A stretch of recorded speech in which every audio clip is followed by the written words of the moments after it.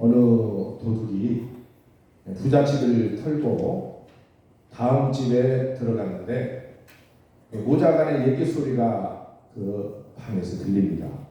아들아, 먹을 게 하나도 없구나. 너무나 가난한 집이다 싶어서 도둑이 참 마음이 아팠어요. 엄마, 그럼 똥이라도 먹어요. 도둑은 너무 불쌍한 생각이 들어서 문 앞에 돈보따리를 놓고 나갔다는 거예요. 나중에 알고 보니까 모자간에 화투를 치고 있었던 것입니다. 여러분, 귀로 들었다고 다 들은 것이 아니에요. 눈으로 보았다고 다 본 것도 아닙니다. 모든 사람들은 나름대로 관점을 가지고 있어요. 파란 선글라스를 끼고 세상을 보면 온 세상이 파랗게 보여요. 빨간 선글라스를 끼고 보면 온 세상이 빨갛게 보인다는 거예요. 사람들은 세상에 있는 그대로 보는 것 같지만 사실 그렇잖아요. 자신의 안경으로 세상을 보고 있다는 것입니다. 자신의 속에 있는 안경을 우리는 뭐라고 할까 하면 관점이라 그렇게 얘기합니다. 그래서 사람들은 인생을 살아오면서 자신이 가진 많은 직간접의 경험을 통해서 자신의 안경, 관점을 만들어 왔다는 것입니다. 그 인간의 관점은 어떨까요? 우리 인간의 관점은 죄로 오염되어서 불완전해요. 그 인간이 쓰고 있는 안경들은 모두 이 죄들로 오염되었기 때문에 세상을 바라보기가 참 어렵다는 거예요. 때로는 보고 싶어도 잘 보이지가 않는다는 것입니다. 그럼 신앙생활이 무엇입니까? 신앙생활이라는 것은 자신의 안경을 벗고 하나님의 안경을 쓰는 것을 말하고 있는 줄로 믿습니다. 내 안경을 벗어 던지면 하나님께서 예수님의 안경을 내게 써주신다는 거예요. 내 안경을 얼마만큼 벗어 던질 수 있는가 하는 것이 영적 싸움이라는 것을 기억하기를 주님으로 축원합니다. 30살쯤 되는 딸이 엘리베이터를 타자 엘리베이터 안에 잘 장식되어 있는 내부를 볼 수 있었어요. 하지만 한층 사람들이 이제 밀려들고 엘리베이터 안에 사람으로 꽉 찼을 때 이 아이는 예쁜 장식 대신에 사람들의 무릎, 허리띠, 엉덩이만 보였어요. 그때 당황한 아이가 아빠 안아주세요. 답답해요. 아무것도 안 보여요. 잘 보였으면 좋겠어요. 이 아이의 아빠는 아이를 안아서 아빠의 눈높이만큼 올려주자 아이는 아빠가 보는 것만큼 모든 것을 볼 수 있었다는 것입니다. 이 아이는 아버지의 관점으로 세상을 볼 수 있었다는 거예요. 이것이 우리의 신앙이요 하나님 받들인 예배인 줄로 믿습니다. 그래서 이사야 40장 3절에는 오직 여호와를 앙망하는 자는 새 힘을 얻으니 독수리가 날개치며 올라갔던 것이오 라고 말하고 있어요. 그러니까 여호와를 앙망하는 열정적인 예배는 우리의 관점을 높이 올려준다는 거예요. 예를 들면 비행기를 타고 창공에 오르면 아래에 있는 것들이 뭐든지 작게 다 보입니다. 집도 작게 보이고 학교도 작게 보이고 아파트도 산들도 작게 보여요. 우리가 하나님 아버지 품에 안겨 높이 올라가면 이 땅에 그렇게 참 어떻게 보면 크고 중요하고 보물처럼 여기는 것들이 모두 작아 보인다는 거예요. 가정이든 직장이든 돈이든 갈등이든 고민 문제 등이 모두 작아 보여요.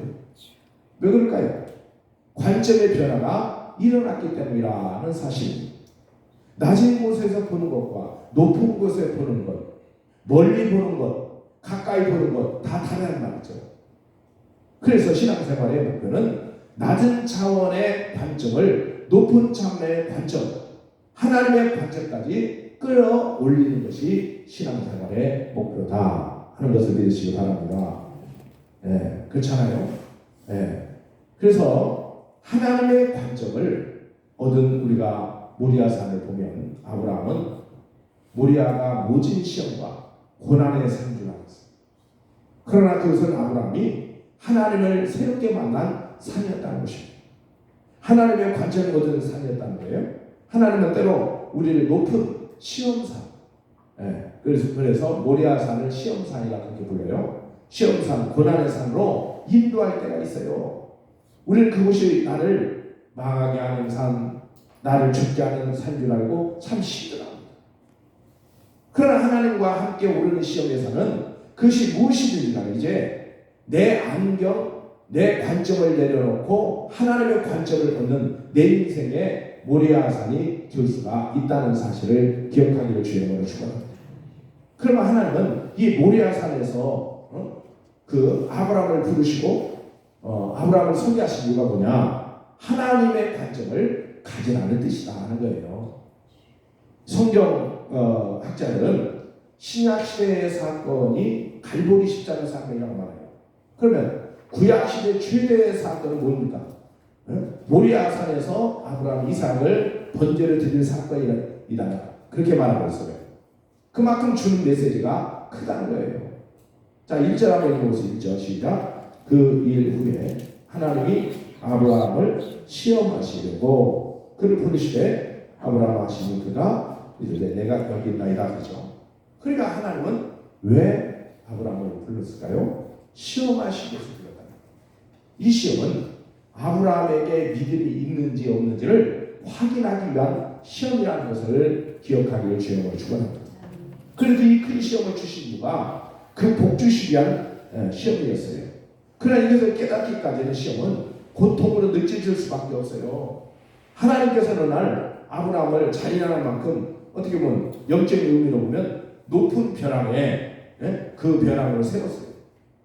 그리고 명령합니다. 2절에 뭐라고 얘기합니까? 여호와께서 이르시되 내 아들 내 사랑하는 독자 이삭을 데리고 모리아 땅으로 가서 내가 내게 일러준 한 산 거기서 그를 번제로 드리라 그랬어요.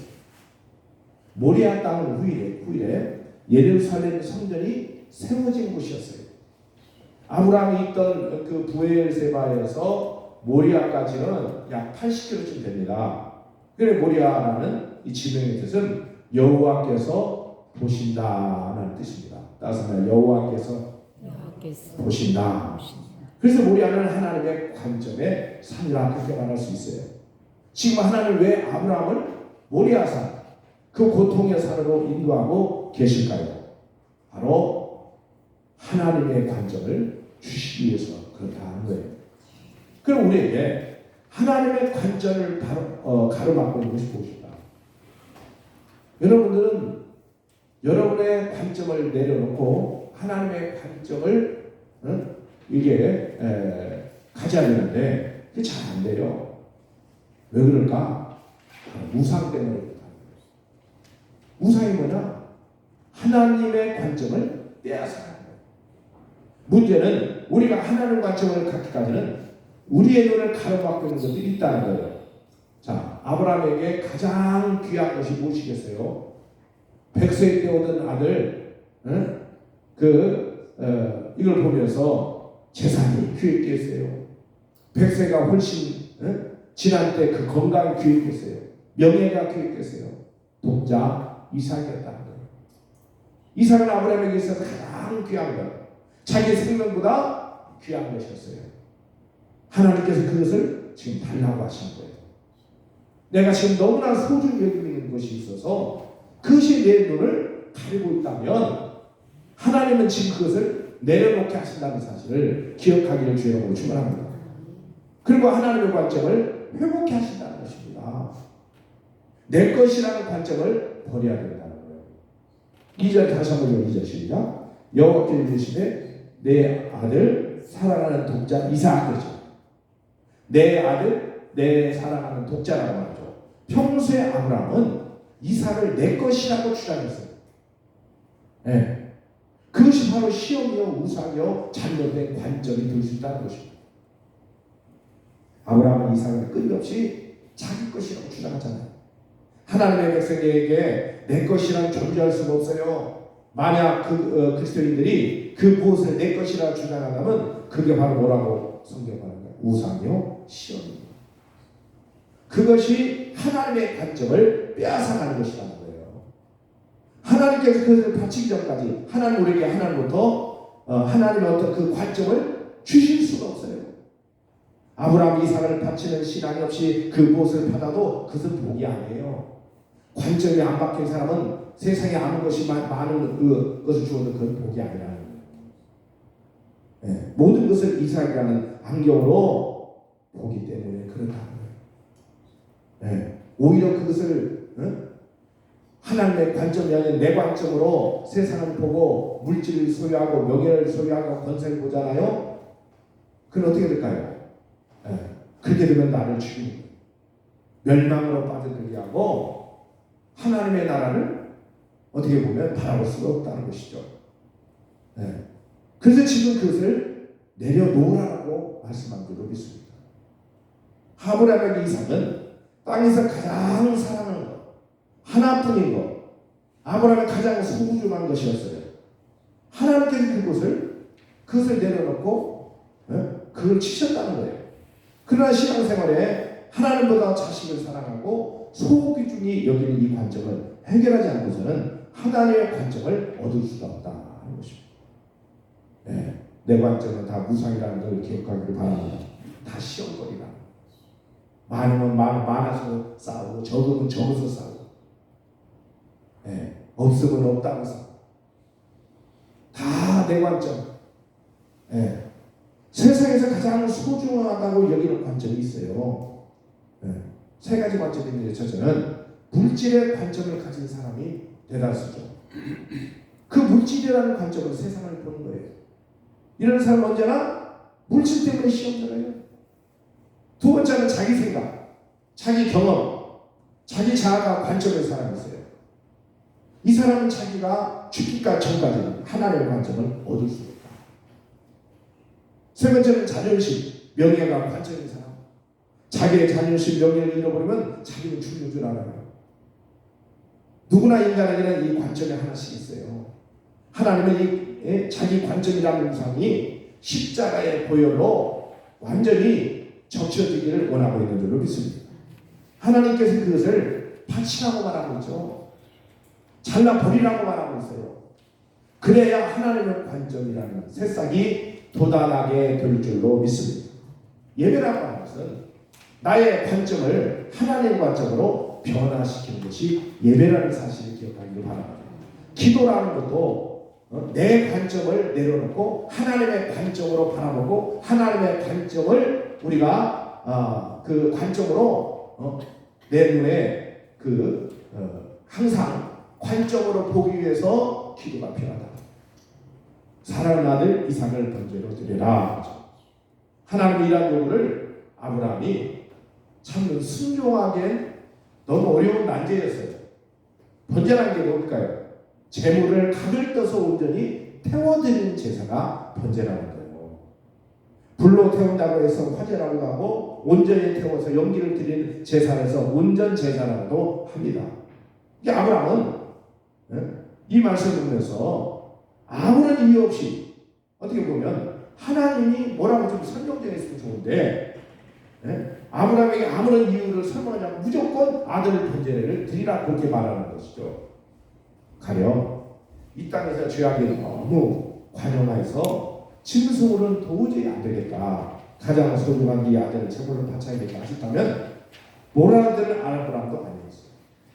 또 혹은 아들을 내가 준 선물인데 네가 아들에게 빠져 하나님의 관점을 찾지 못하는구나. 그래 도로 바쳐라 하셨다면 예 드려야죠 라고 했을 거예요.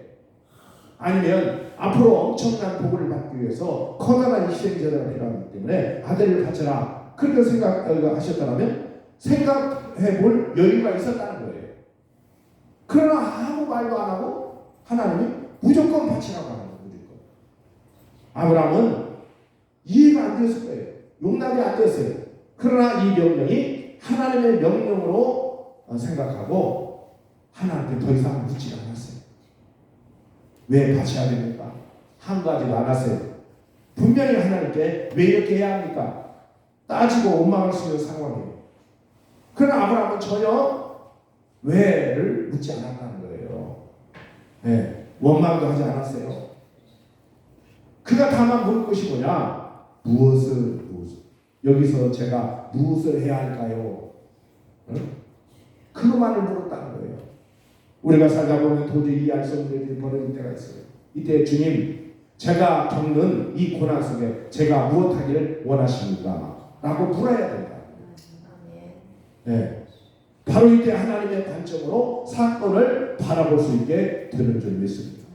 이게 하나님의 말씀은 너는 내게 이유를 묻지 말고 이유를 묻지 말고 틀리라는 거잖아요. 내 관점을 포기하고 하나님의 관점으로 사건을 보고 문제를 보고 인생을 보기로 결단하라는 거예요. 이것이 뭐라고요? 예배입니다. 아멘. 이게 성공적인 예배는 우리의 관점을 변화시켜서 하나님의 관점으로 세상을 보도록 만들어 준다는 것입니다. 능력 있는 예배를 경험한 사람은 인생의 두려운 현실로 날아올 수 있는 날개를 달게 되는 것이고, 예배를 통해서 주님의 보좌가 임한다는 것입니다.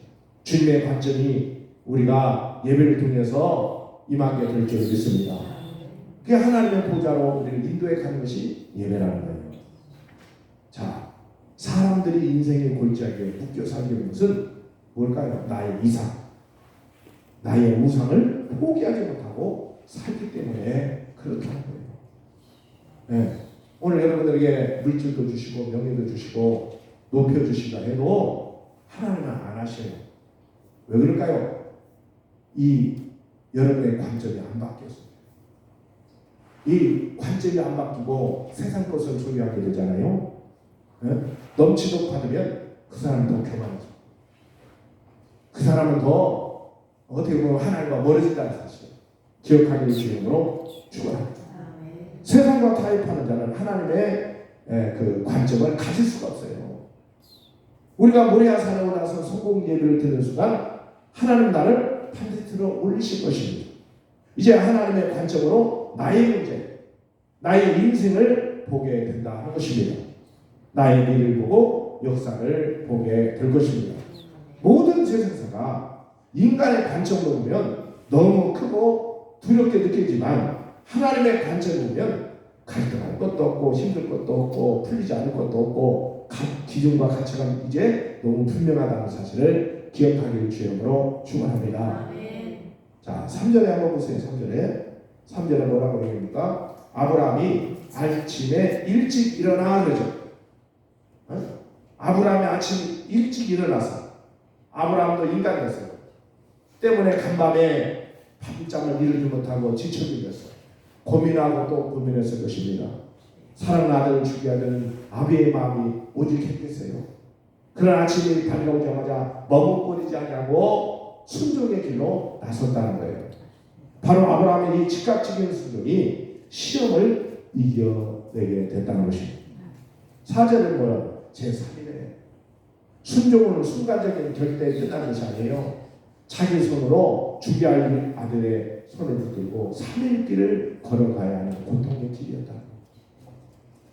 그 온전한 순종을 위해서는 3일간의 인내가 필요했다는 것인 줄 믿습니다. 3일 길을 마치고 모리아산에 도착하자 하인들을 떼어놓았죠. 하인들이 하나님 앞에 순종과 예배의 방해꾼이 될 수 있기 때문에 그렇다는 거예요. 그러니까 아브라함은 순종에 걸림될 만한 모든 장애물들을 다 제거하고 3일 길까지 무사히 맞춰서 모리아산에 오르게 되었다 하는 것을 말씀하고 있죠. 자, 7절 한번 보고 7절 같이 읽겠습니다. 시작. 이삭이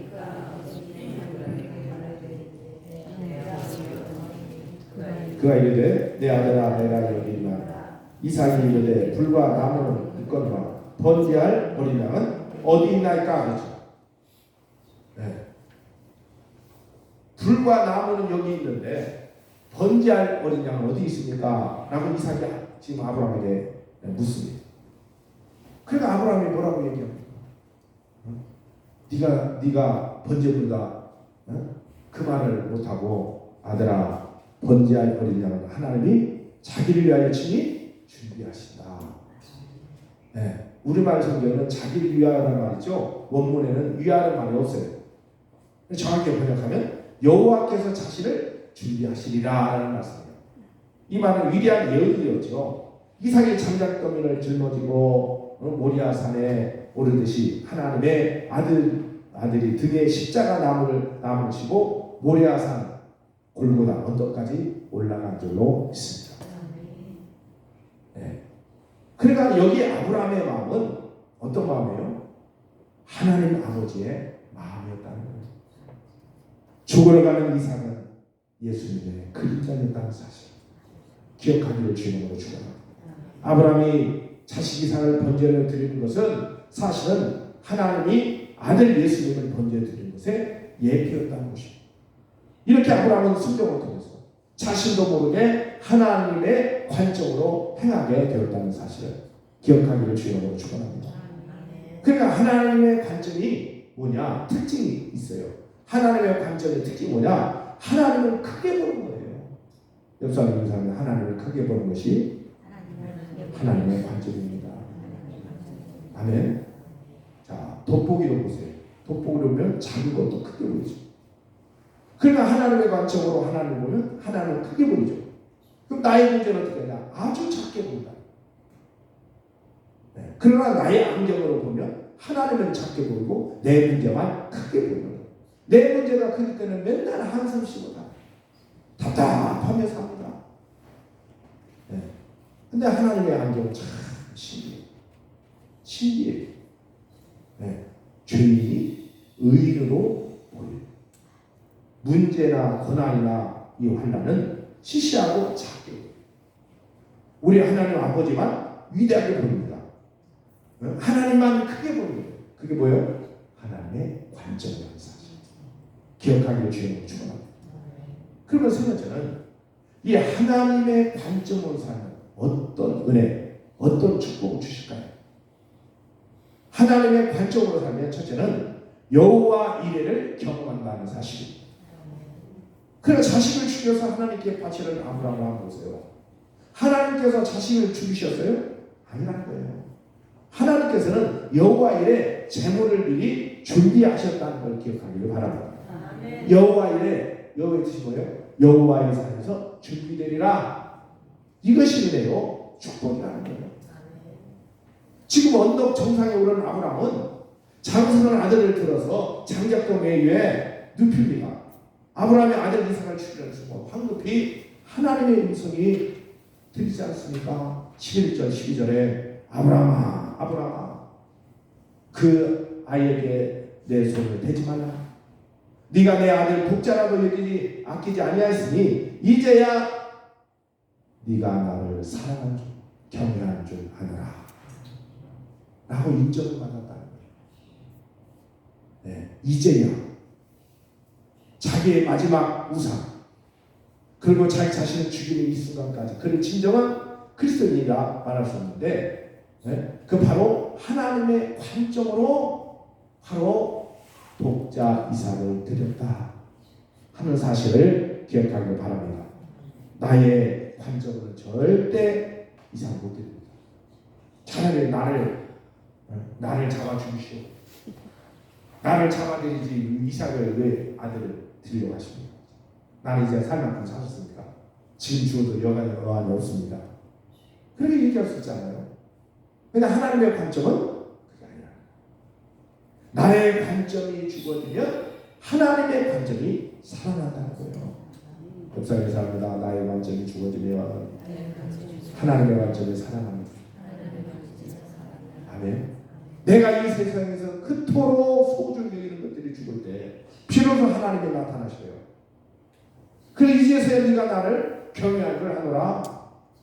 네. 하나님의 관점으로 살면 하나님은 항상 준비하세요. 내 삶에서 하나님을 확대하면 하나님이 책임져준다는 것이죠. 아브라함에게는 언제나 하나님을 준비하시는 하나님이셨어요. 우리에게도 그러잖아요. 눈이 보는 눈이 있기 전에 먼저 빛을 먼저 주셨어요.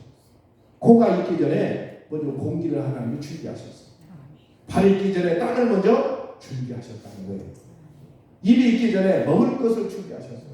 갈대아 우르를 떠난 아브라함에게 가나안 땅을 먼저 준비해 놓으신 줄로 믿습니다. 그러니까 여러분들이 우리가 순종하기 전에 그게 잘 안 보여요. 그러면서 자꾸 내 관점으로 그것을 파악하고 보려고 하는데 안 보이죠. 내 관점을 내려놓고 하나님의 관점을 보면 그때부터 하나님이 예비되고 준비하는 것이 눈으로 보이기 시작한다. 아멘. 이것을 영적으로 여러분들 경험하고 아멘. 체험하기를 주님으로 축원합니다. 아멘. 그러니까 하나님의 관점으로 살면 우리가 예수 그리스도를 얻게 되어 있어요. 아멘. 네. 하나님의 관점이라는 신앙은 우리가 이 땅에 여기에 머물지 않아요.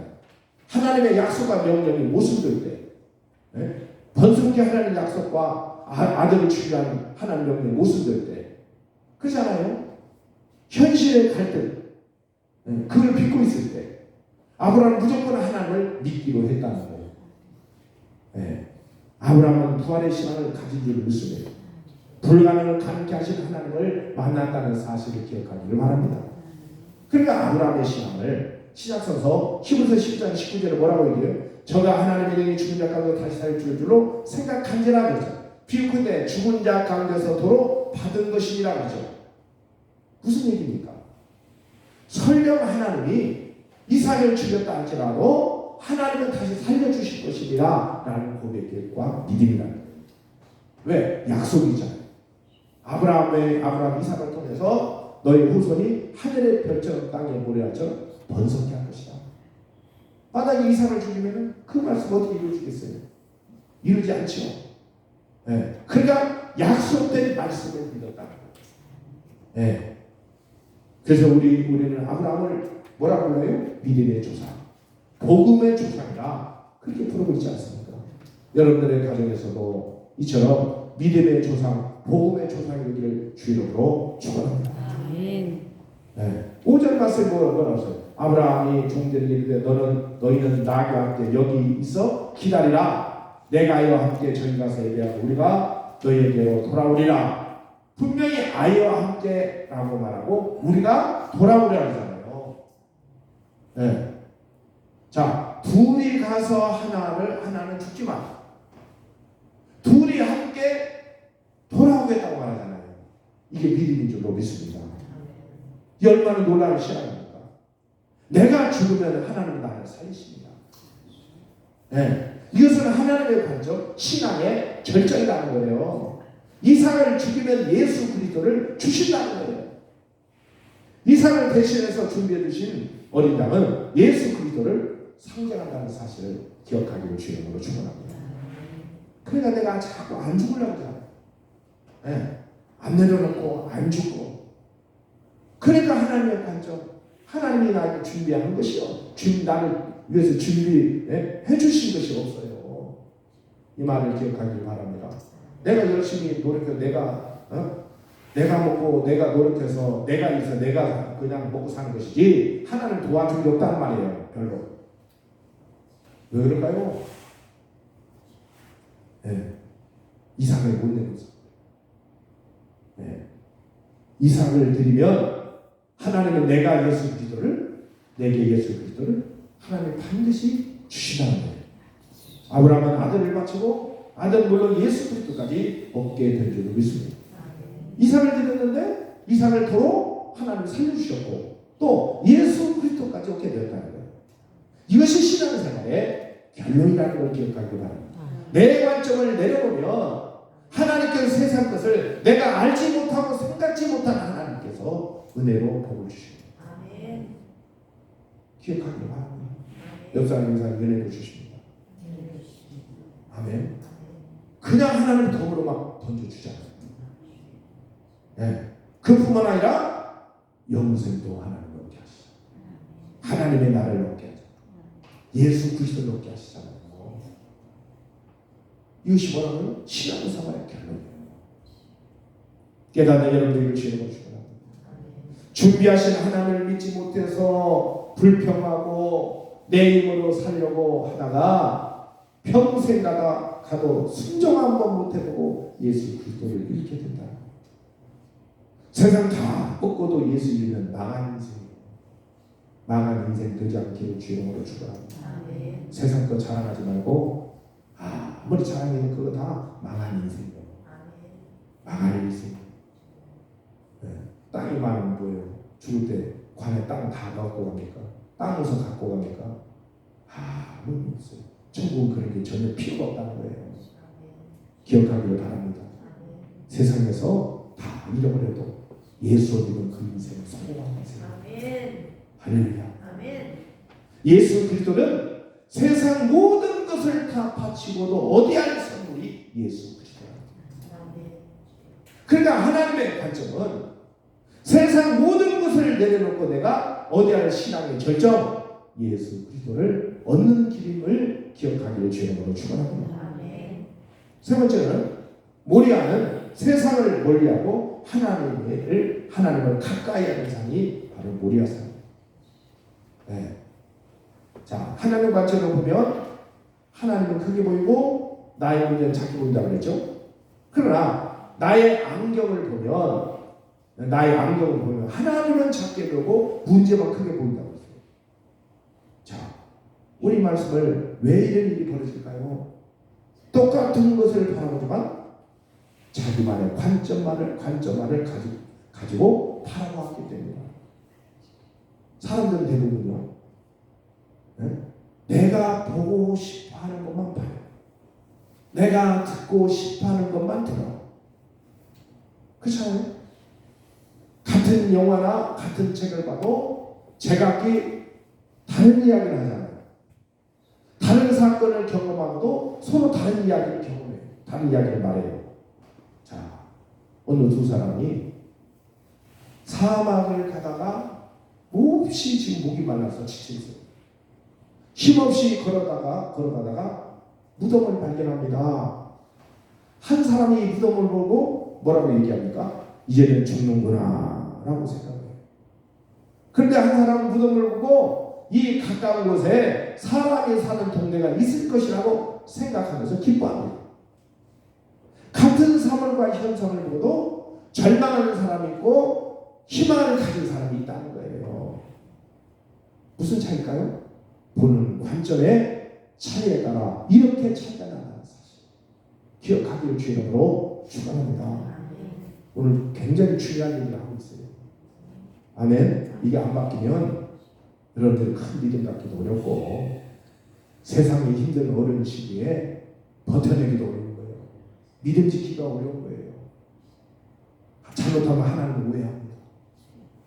네. 자, 마태복음 5장의 상상순에 심령이 가난한 자가 복이 있다고 하잖아요. 마음에 자기의 의, 자기의 주장, 자기 철학, 자기 가치관적으로 가득한 사람은요, 말씀을 받아들일 수가 없어요. 절대 말씀이 안 들려요. 네. 그리고 사람은 어떤 지식이나 경험 등에 한계가 있고 연약해요. 따라서 누구나 편견과 선입견에 빠지기 쉽다는 거예요.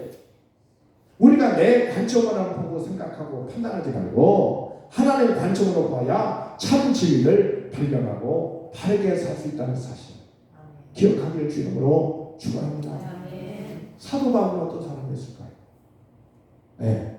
필리포스 3장 7절 9절에 그러나 무엇이니 내게 이렇게 하는 것을 내가 그리스도를 위하여 다 해로 여길 뿐더러 또한 모든 것을 해로 여김은 내 주 그리스도 예수를 아는 지식이 가장 고상하기 때문이라.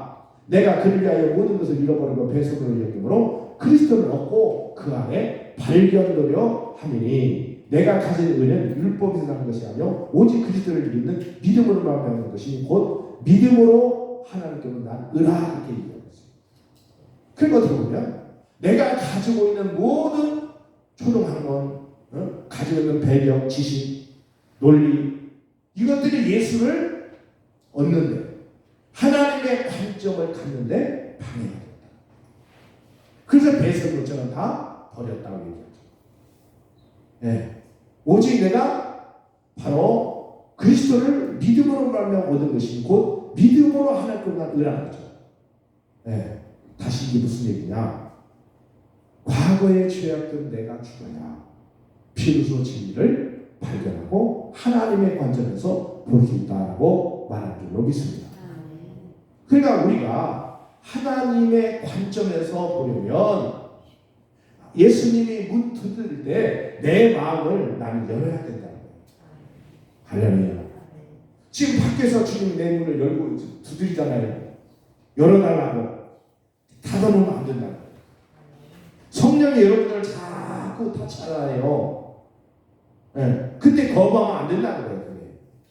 여러분들이 성령께서 말씀하실 때 순종하라고 말하면 순종하시길 바랍니다. 기도하라고 말하면 기도하시길 바랍니다.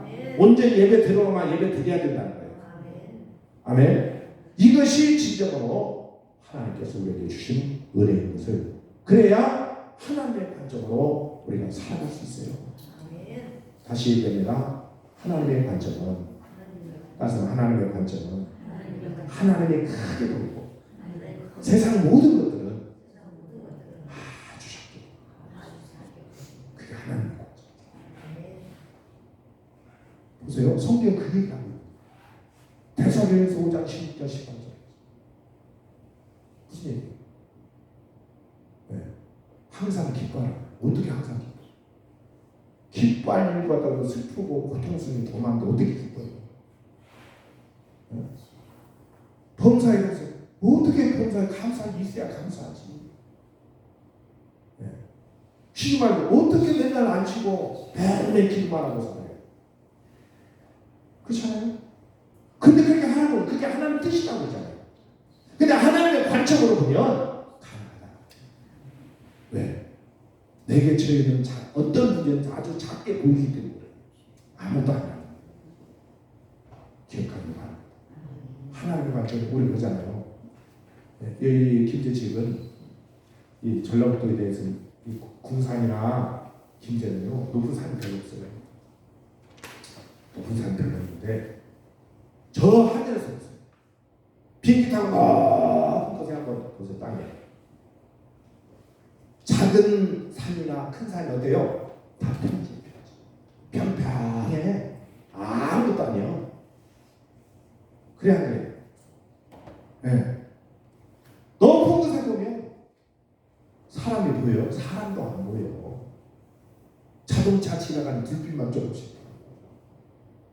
세상 모든 것은 크게 보이는 게 아니라 작게 보여요. 따라서 작게 보여요. 두려워하지 않는다. 작게 보여야 두려워하지 않습니다. 작게 보여야 근심하지 않습니다. 작게 보여야 불안하지 않습니다. 하나님의 관점이 크기 때문에. 할렐루야. 지금 하나님은 아브라함을 통해서 우리에게 메시지를 주고 있는데 그 메시지가 뭐냐? 네 자식 이삭 내려놓으라는 거예요. 아멘. 그리고 하나님의 관점으로 보라는 거예요. 네. 그러면 하나님이 준비하신 예비하는 것입니다. 하나님 관점으로 바라보고 관점을 가지고 사는 사람은 항상 어디 가나 하나님이 준비한 것이 있어요. 하나님. 그것이 어마어마한 크다. 우리는 그걸 못 봐요. 내 관점에서 그냥 앞만 보고 있는 거, 눈에 보이는 거 전부 큰 줄 알지만 그렇게 해봤더니 이제는 내 관점을 일어나고 아멘.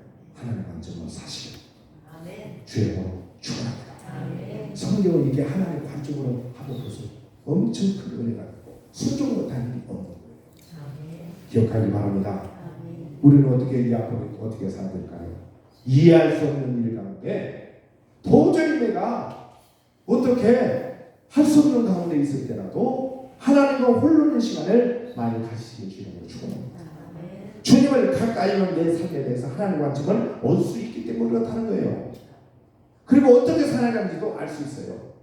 여러분 모두가 매사에 나 중심이 아니라 내 관점으로 살지 말고 하나님의 입장에서 하나님의 관점으로 보고 생각하고 사는 그런 여러분들을 주의 이름으로 축원합니다.